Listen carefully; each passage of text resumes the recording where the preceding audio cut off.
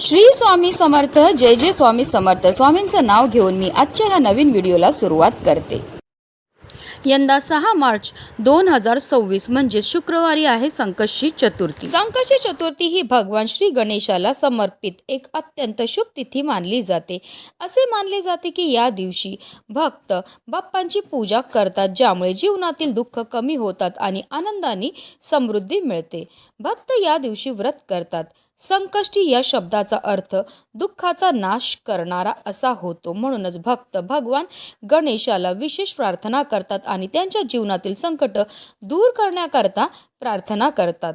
धार्मिक मान्यतानुसार देवी पार्वतीने प्रथम आपल्या पुत्र गणेशाच्या दीर्घायुष्यासाठी आणि कल्याणासाठी संकष्टी चतुर्थीचे व्रत केले होते. तेव्हापासून हे व्रत बालसुख, मानसिक शांती, यश आणि अडथळे दूर करण्यासाठी विशेषतः फलदायी मानले जाते.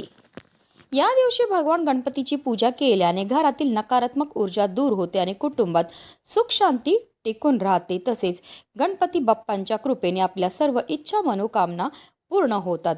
संकष्टीचे हे व्रत सूर्योदयापासून सुरू होते आणि चंद्र दर्शन झाल्यावरच पूर्ण होते.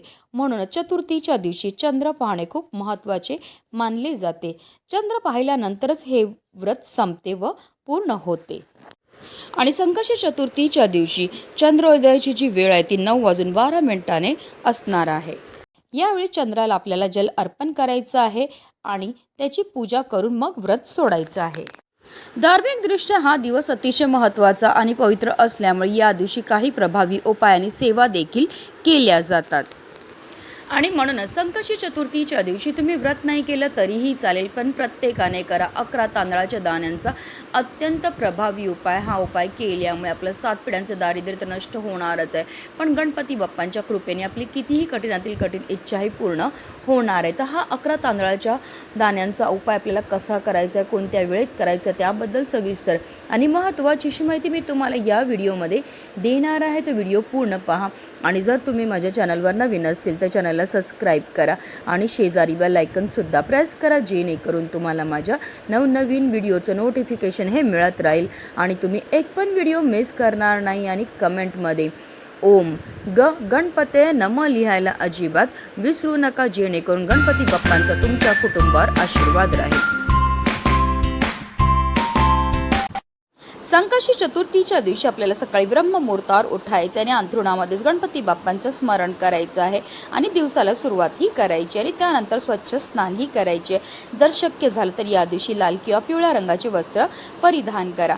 त्यानंतर आपल्याला सर्वप्रथम देवघरामध्ये दिवा हा प्रज्वलित करून घ्यायचा आहे, कारण कोणतीही सेवा किंवा कोणताही उपाय जर आपण अग्नीच्या साक्षीने केला तर त्यामध्ये आपल्याला निश्चित सफलताही प्राप्त होत असते. त्यानंतर आपल्याला सूर्यदेवांना जल अर्पण करायचं आहे आणि आपल्याला विधिवत देवपूजाही करून घ्यायची आहे. जर तुमच्याकडे गणपती बाप्पांची मूर्ती असेल तर त्यांना तामनामध्ये घ्यायचं आहे आणि त्यांच्यावर आपल्याला जलाभिषेक किंवा पंचामृताने अभिषेक हा करायचा. 11 पळी पाणी आपल्याला गणपती बाप्पांवर अर्पण करायचं. प्रत्येक पळी पाणी अर्पण करताना आपल्याला ओम गणपते नमः या मंत्राचा जप हा करायचा आहे. आणि त्यानंतर गणपती बाप्पांच्या मूर्तीला स्वच्छ पुसून पुन्हा त्यांच्या स्थानावर ठेवायचे. गणपती बाप्पांना हळद, कुंकू, अक्षदा, धूपदीप, अगरबत्ती दाखवून घ्यायची आहे. त्यानंतर जे तीर्थ आपण तयार केलेलं आहे ते आवर्जून आपल्या मुलांना प्यायला द्यायचं. असं हे गणपती बाप्पांना जलाभिषेक केलेलं तीर्थ आपल्या मुलांना प्यायला दिल्यामुळे त्यांच्या बुद्धीमध्ये बऱ्याच प्रमाणामध्ये वाढही होत असते. त्यानंतर गणपती बाप्पांना आपल्याला जास्वंदाचं फूल अर्पण करायचं आहे. त्याचबरोबर दुर्वाची 21 दुर्वांची जुडी आपल्याला अर्पण करायची. ही जुडी अर्पण करताना आवर्जून आपल्याला आपल्या मनातली इच्छा बोलून अर्पण करायची आहे. त्यानंतर गणपती बाप्पांना गोडाचा नैवेद्य हा दाखवायचा आहे. तुम्ही लाडू, मोदकचा नैवेद्य दाखवू शकतात किंवा अगदी तुम्ही गुळ खोबऱ्याचा नैवेद्य दाखवला तरीही चालणार आहे. दिवसभर आपल्याला व्रत करायचं आहे. संकष्टी चतुर्थीच्या व्रत कथेचं पठण किंवा श्रवण करायचं आहे. रात्री चंद्र उगवल्यानंतर आपल्याला चंद्राला जल अर्पण करायचं आहे, फुले अर्पण करायची आहेत आणि त्यानंतर आपल्या मनातली इच्छा बोलायची आहे. असं केल्यामुळे आपल्या घरामध्ये सुख समृद्धी राहते. त्यानंतरच आपल्याला व्रत हे सोडायचं आहे. सर्वात पहिला उपाय जो आहे तो आपल्याला दिवसभरामध्ये कधीही करता येणार आहे. ज्या मुलामुलींचा विवाह जुळण्यामध्ये समस्या येत असेल, कुंडलीमध्ये मंगळ दोष असेल, विवाह जुळण्याचे योग हे जुळून येत नसतील किंवा जुळलेला विवाह तुटून जातो, विवाहामध्ये विलंब. त्या मुलामुलींनी आवर्जून हा उपाय स्वतः करू शकतात किंवा त्या मुलामुलींकरता हा उपाय त्यांच्या आईवडिलांनी केला तरीही चालणार आहे. हा उपाय करण्याकरता आपल्याला 11 तांदळाचे दाणे हे घ्यायचे. जे तांदळाचे दाणे आपण घेणार ते व्यवस्थित पाहून घ्यायचे. ते अखंड असावे, कुठेही तुटलेले फुटलेले किंवा खराब झालेले नसावे. आता एक प्लेट घ्या, त्यामध्ये 11 तांदळाचे दाणे आपल्याला ठेवायचे. त्या तांदळावर आपल्याला थोडीशी हळद आणि कुंकू टाकून त्या तांदळाच्या दाण्यांना आपल्याला थोडंसं लाल आणि पिवळं करून घ्यायचं. अर्थात काय तर आपल्याला अक्षता ह्या तयार करून घ्यायच्या आहेत. आता या 11 अक्षता आपल्याला घेऊन जायचं 11 लोकांच्या घरी. त्यांच्या घरी गेल्यावर आपल्याला त्यांच्या देवघरामध्ये असणाऱ्या गणपती बाप्पांजवळ जायचं आहे. बाप्पांजवळ गेल्यावर आपल्याला एक अक्षता आपल्या उजव्या हातामध्ये घ्यायची आणि ती अक्षता जी आहे ती आपल्याला गणपती बाप्पांच्या डोक्यावर टाकायची आणि बोलायचं आहे, ज्याप्रमाणे तुझ्या डोक्यावर मी अक्षता टाकत आहे त्याचप्रमाणे माझ्या डोक्यावर सुद्धा अक्षता पडू दे. माझा विवाह जुळण्याचा योग जो आहे तो फारच लवकर जुळून येऊ दे. अशा रीतीने आपल्याला 11 लोकांच्या घरी जायचं आहे आणि 11 वेळा ह्या गणपती बाप्पांवर आपल्याला अक्षता टाकायच्यात. अशा रीतीने आपल्याला हा उपाय जो आहे तो करायचा आहे. आता जर काही कारणास्तव तुम्हाला 11 लोकांच्या घरी जाऊन हा उपाय करणं शक्य नसेल तर तुम्ही 11 गणपती बाप्पांच्या मंदिरामध्ये जाऊन हा उपाय जो आहे तो करू शकतात. याच पद्धतीने आपल्याला मंदिरामध्ये ह्या अक्षता घेऊन जायचं आहे. सर्वप्रथम गणपती बाप्पांसमोर आपल्याला दिवा हा प्रज्वलित करून घ्यायचा आहे. गणपती बाप्पांना आपल्याला हळद कुंकू लावून घ्यायचं आहे.